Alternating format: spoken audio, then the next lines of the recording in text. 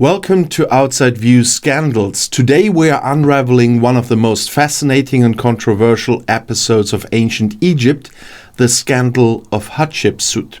She was a woman who dared to claim the title of pharaoh, a role traditionally reserved for men, and she didn't just stop there.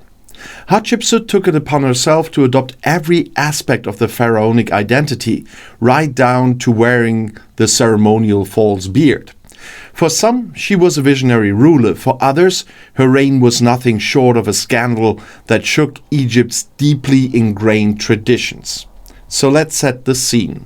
It's around 1479 BCE, during the 18th dynasty, one of the most powerful periods in Egyptian history. Hatshepsut was born into the royal family as the daughter of Pharaoh Thutmose I. As was common in royal families, she was married to her half-brother, Thutmose II, to solidify her status as queen. When Thutmose II died young, the throne passed to his infant son, Thutmose III, who was born to a secondary wife. Hatshepsut, as the highest-ranking woman in the royal family, stepped in as regent to govern Egypt on behalf of her stepson. And at first, everything seemed fairly standard. Female regents were not unheard of in Egypt. They acted as caretakers of the throne until the rightful male heir came of age. But Hatshepsut wasn't content to merely govern in the shadow of a king. Somewhere along the way, she decided to take things a step further, or perhaps several steps further. Around her 7th year as regent, Hatshepsut declared herself pharaoh. Not co-regent, not queen, but pharaoh, the supreme ruler of Egypt. And this wasn't just a symbolic promotion. She underwent a full transformation to embody the role. She adopted the royal titulary, wearing the double crown of Upper and Lower Egypt and appearing in male pharaonic attire, including the iconic false beard. Her statues began depicting her with a masculine physique, complete with broad shoulders and a flat chest. And to make her case even stronger, Hatshepsut didn't just claim power, she claimed divine legitimacy. She commissioned grand inscriptions and temple reliefs portraying her as a chosen daughter of the god Amun. In these depictions, Amun himself is blessing her rule. In essence, she was saying, "Don't blame me, this was the god's idea."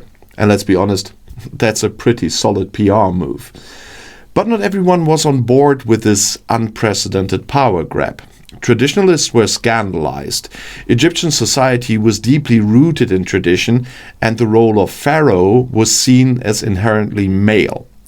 For Hatshepsut to take on this position was, in the eyes of many, a direct challenge to the natural order. Her rise to power sparked whispers of conspiracy, questions about her intentions, and no doubt some serious grumbling among the priesthood and nobility. To maintain her position, Hatshepsut had to walk a political tightrope. She emphasized continuity and stability, portraying herself as a restorer of Egypt's glory. She embarked on ambitious building projects, including her magnificent mortuary temple at Deir el-Bahri, which remains one of the architectural wonders of ancient Egypt. She also revitalized trade routes, most famously sending an expedition to the land of Punt. And this brought back exotic goods like incense, ebony, and myrrh, further legitimizing her reign by showcasing her ability to bring prosperity to Egypt. But even with all her achievements, Hatshepsut's reign was not without its challenges. Her stepson, Thutmose III, eventually came of age and was sidelined for much of her rule. Although there is no evidence of outright hostility between them during her lifetime, the tension must have been palpable. It's like being told to sit quietly at the kids' table while the adults run the show. And when Hatshepsut died, likely in her 50s, Thutmose III finally ascended to full power. And here's where the scandal takes an even darker turn.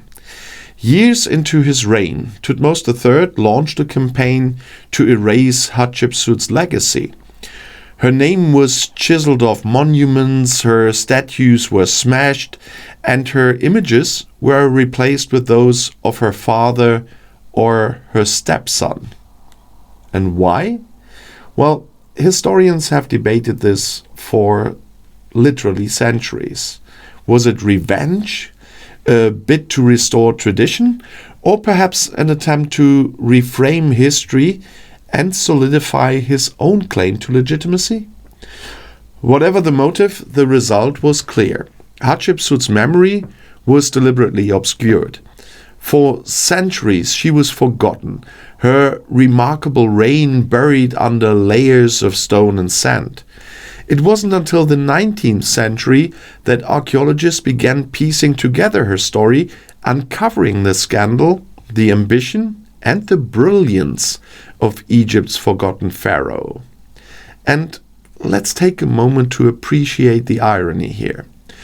Thutmose III may have tried to erase her from history, but his actions had the opposite effect. By trying so hard to obliterate her memory, he inadvertently turned her into one of the most famous figures of ancient Egypt. Today, Hatshepsut is celebrated as a trailblazer, a ruler who defied norms and redefined what it meant to lead.